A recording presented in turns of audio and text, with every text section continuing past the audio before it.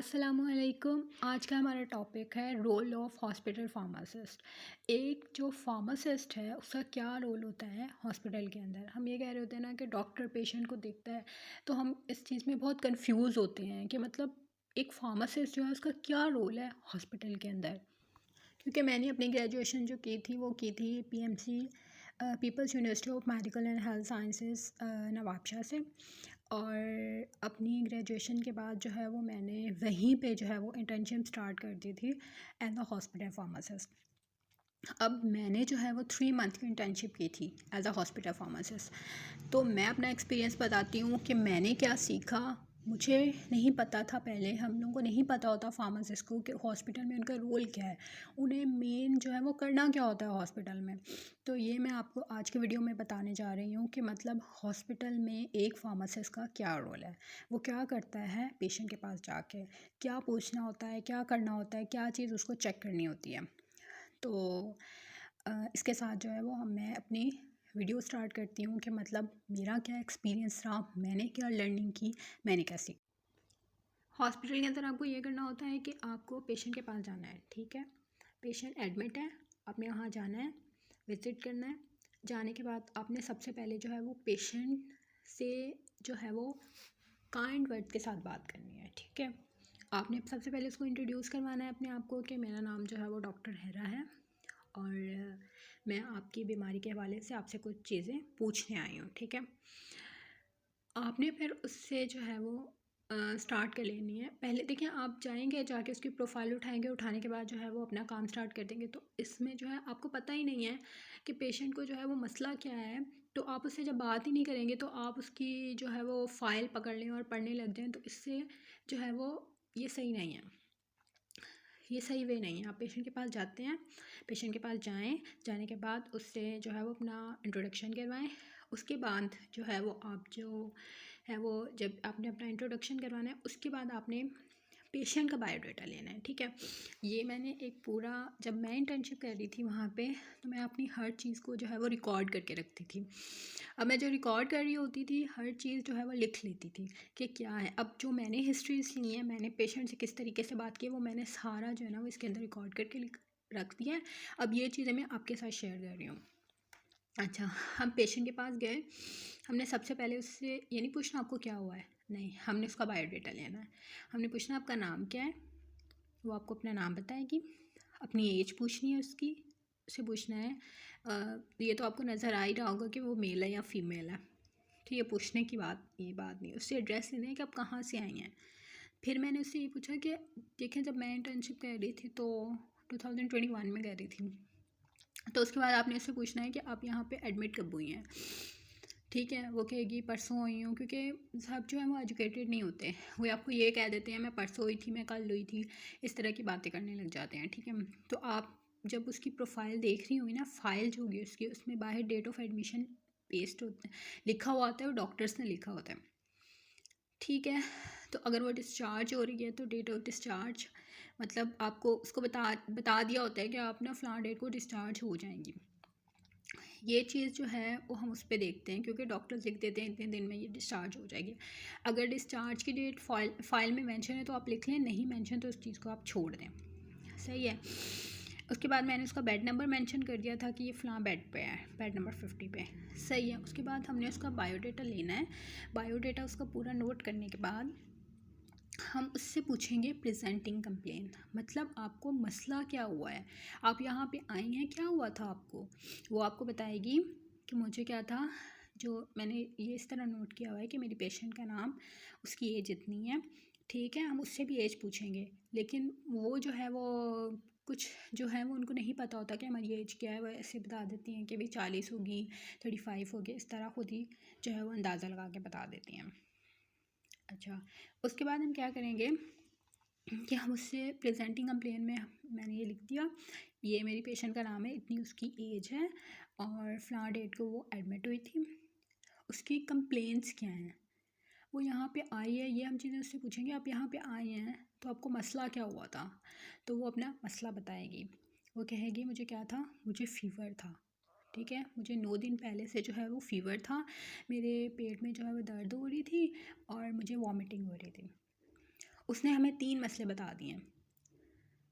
उसने मुझे कहा मुझे बुखार था, मुझे 9 दिन से बुखार है, ठीक है, मेरे पेट में बहुत ज़्यादा दर्द हो रही थी और मुझे वॉमिटिंग हो रही थी। इससे आपको ये पता चल जाएगा, देखिए ये हिस्ट्री लेना डॉक्टर का काम है, लेकिन हम अगर उससे दोबारा से ये हिस्ट्री लेंगे हमें वो चीज़ क्लियर होगी। अगर आप लोग उससे नहीं हिस्ट्री ले रहे, ठीक है, फार्मासिस्ट, ये हमारा काम नहीं है कि हम हिस्ट्री लें। हम उसकी फ़ाइल खोलेंगे, फ़ाइल खोलने के बाद देख लेंगे कि भाई उससे क्या क्या, ये सारी चीज़ें डॉक्टर ने वहाँ पे लिखी होंगी, अब वहाँ से भी नोट कर सकते हैं। लेकिन अगर आप जेंटल वर्ड्स के साथ उसके पेशेंट के साथ जो है वो बात करेंगे तो उसको ये होगा कि मतलब ये जो है वो मेरा कितना ख़याल कर रहा है। तो हमारा काम ही ये है कि हम लोग जो है उसके साथ जो है वो अब बात कर लें। अगर आपने नहीं बात करनी तो आप जाएँ, आप जाके फ़ाइल खोलें, फ़ाइल खोल के ये चीज़ें भी नोट कर सकते हैं, ये कोई मसला नहीं है, ये सब डॉक्टर ने लिखा हुआ होता है जो फ़ाइल होती है उसके अंदर। सही है, आपने उससे पूछ लिया, उसने बता दिया। इससे आपको पता चल जाएगा इसको फ़ीवर भी है, पेन भी है, वॉमिटिंग भी हो रही है, तो इसको कोई जो है वो मसला आ रहा है। आप खुद सोच लेंगे कि इसको क्या प्रॉब्लम आ रही है, ठीक है। उसके बाद सेकंड नंबर पे हम क्या करते हैं, HOPC। HOPC क्या होता है, हिस्ट्री ऑफ प्रेजेंटिंग कंप्लेन। इसमें ये लिखा होता है कि जैसे इस पेशेंट का लिखा हुआ है, according to my patient she was in unusual state of health 9 days back. She had a fever that was subsided by taking the medicine. Now she had pain in the abdomen, which is aggregated on uh, moving and relieved by lying flat, associated with vomiting, and also has nausea for 1 day. She had been constipated for 3 days.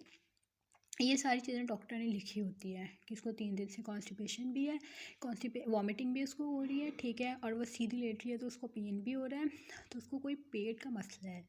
यहाँ तक तो हमें पता चल गया।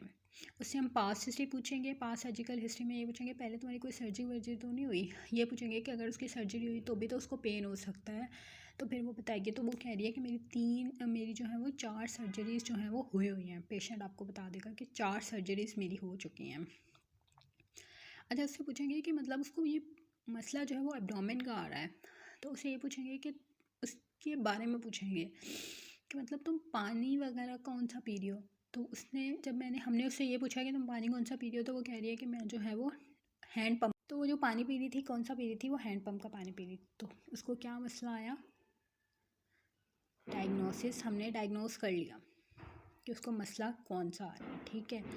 अब क्या है, उसके जो इंटेस्टाइन है उसके अंदर क्या है, उसके अंदर ऑब्स्ट्रक्शन है, ठीक है, कुछ तो मसला है, इसलिए उसको वॉमिटिंग भी आ रही है, उसको फीवर भी है और उसको कॉन्स्टिपेशन भी है, तो उसके इंटेस्टाइन के अंदर मसला है।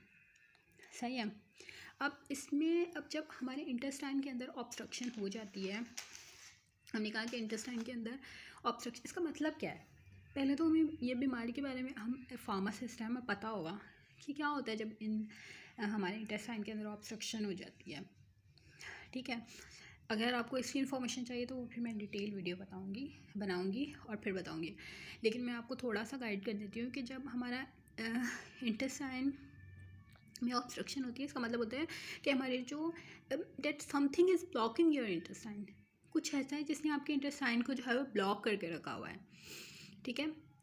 हमारा जो food and stool may not be able to move freely, वो फ्रीली मूव नहीं कर रहे। When your intestine work normally, ठीक है, digested food moves from your stomach to your rectum. Along the way your body breaks food को क्या कर देती है, डाउन कर देती है into the usable parts, and rest जो होता है वो हमारे स्टोर में कन्वर्ट हो जाता है। लेकिन उसमें इसका मसला क्या है, इसका जो इंटेस्टाइन है वही ब्लॉक हो चुका है, उसमें ऑब्स्ट्रक्शन हो चुके हैं। तो हमें ये पता चल गया कि इसको ये मसला है। उसके बाद हम क्या करेंगे, उसके हम वाइटल्स लेंगे, सब वाइटल्स लेंगे। अब वाइटल्स क्या होते हैं, उसके वाइटल्स में हम सबसे पहले उसका बीपी चेक करेंगे। जब हमने उसका बीपी चेक किया तो उसका बीपी आया 110/70, ठीक है, जबकि हमारा नॉर्मल बीपी कितना होता है 120/80, ठीक है। अब जो हमारा 120 होता है वो सिस्टोलिक होता है और जो 80 होता है वो डायस्टोलिक होता है। अब सिस्टोलिक और डायस्टोलिक में डिफरेंस क्या होता है, लेकिन अब जो हमारा सिस्टोलिक ब्लड प्रेशर आता है, ये हमारा वो ब्लड प्रेशर आता है जो हमारे by the arteries while the heart is beating, ठीक है, वो प्रेशर आता है हमारी आर्टरीज़ का जब हमारा हार्ट जो है वो बीट कर रहा होता है। जबकि डायस्टोलिक हमारे पास वो आता है amount of the pressure in the arteries while the heart is resting, जब हार्ट जो है वो रेस्टिंग में होता है in between the heart beats.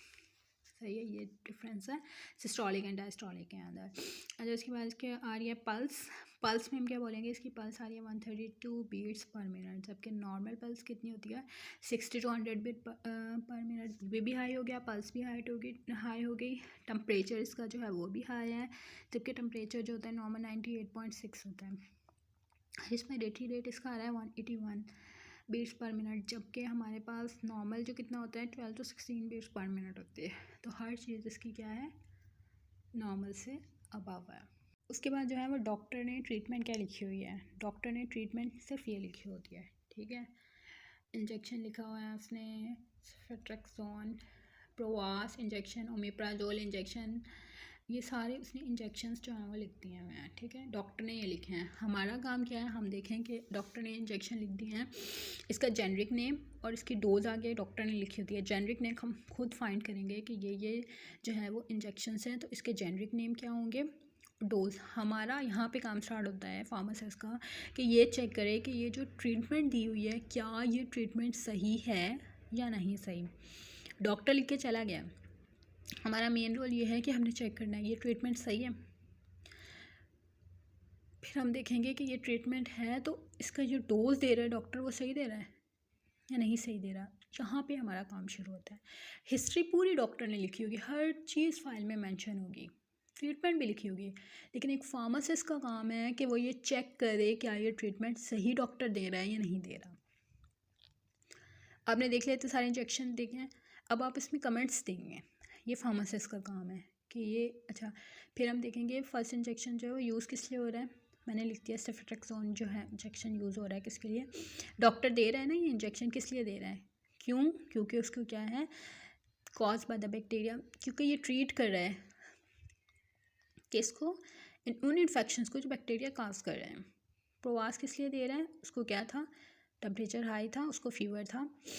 अच्छा, is use to treat acute and chronic long term painful muscular condition. अच्छा, उसके बाद मेटाक्लोन क्यों दे रहा है, is use to prevent the nausea और वॉमिटिंग हो रही थी उसको, तो उसने क्या दिया मेटाक्लोन ताकि उसकी वॉमिटिंग रुक जाए। उसके बाद टोराडोल इज़ नॉन।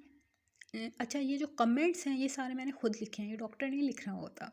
डॉक्टर डोज लिख देता है और नेम ट्रीटमेंट लिख देता है, ये ऊपर ट्रीटमेंट इस तरह मिलेगी हमें डॉक्टर की। तो ये सारी चीज़ें मैंने खुद नोट की है। एज अ फार्मासिस्ट हमारा ये काम है, ठीक है। हम जब भी मैं आपको ये बात क्लियर कर देती हूँ कि अगर आप हॉस्पिटल में जॉब कर रहे हैं तो हॉस्पिटल में हॉस्पिटल फार्मासिस्ट क्या करता है कि उसकी प्रोफाइल को देखता है, जो डॉक्टर ने चीज़ें लिखी होती है उसको पूरे को रीड करता है। रीड करने के बाद पेशेंट से जो है वो भले पेशेंट से डायरेक्ट कांटेक्ट ना करे तो ये अच्छी बात है, उसकी काउंसलिंग करे थोड़ी बहुत कि आप जो है वो टाइम पे ये मेडिसिन्स लें, लेकिन डॉक्टर को भी चेक करना फार्मासिस्ट का काम है। उसको देखना है मेडिसिन सही दे रहा है, ये सही है मेडिसिन्स, डोज वगैरह सही दे रहा है, उसकी एज के हिसाब से दे रहा है, ये सारा काम होता है role of pharmacist in hospital.